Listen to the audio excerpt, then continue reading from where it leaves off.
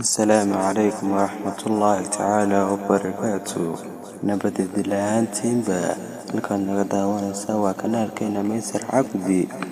بدأتك عصوبة فضلا سبسكرايب نوصار كمبلايل كان فرو سيك وسو قادان مقاليد وقودن بيان برتيدان صوليقنو مهد سند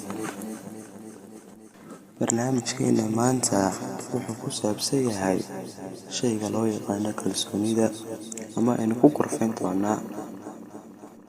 marka hore waa isweydiisaa dhowr su'aalood oo ay kala yihiin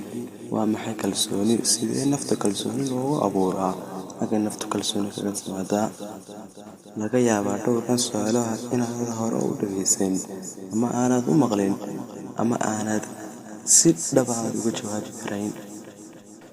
su'aashayna koowaad waa maxay kalsooni waxaa laga yaabaa inaad hadda ka hor inaad hore u maqal ama aanad hore u dhageysan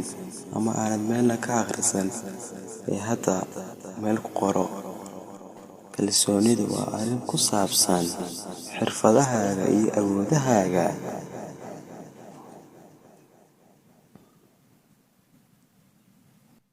qof ahaaneed taas micnaheedu waa inaad naftaada aamintaa oo aad isla markaana xakamayn karto naftaada qofku waa inuu yaqaanaa waxyaabaha uu ku liito iyo waxyaabaha uu ku fiican yahay waa inaad si fiican isku taqaanaa nafsad ahaantaada qofku waa inuu leeyahay rajooyin iyo qorshayaal isaga u gaar ah su'aashayna labaad xaggay ka timaada kalsoonida naftu haddii aad bilaa kalsooni tahay xaqiiqo ahaan waxaad lumin doontaa ama aad dayiqi doontaa fursado badan oo aad heli karto sababtoo ah waxaad ka baqan doontaa ama aad ka baqaysaa inaad ku dhacdo wax aanad hubin inaad samayn karto iyo in kale aynu u soo qaadano arrinteena tusaale si ay si waadix aynoogu caddaato shimbirkeed fadhidaa marnaba kama cabsato inay laantu la jabto sababtoo ah kalsoonidu ma aha laanta iyo waa baalasheeda had iyo jeer ku kalsoonow naftaada waxa aan xikmadan uga socdaa in ay kalsoonidu tahay shay aad iyo aad u qaali ah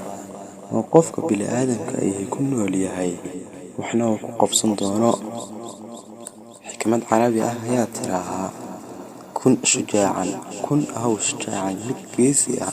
xaalad kastoo kula soo diristana ku kalsoonow naftaada muuqaalka xigeentan isugu iman doono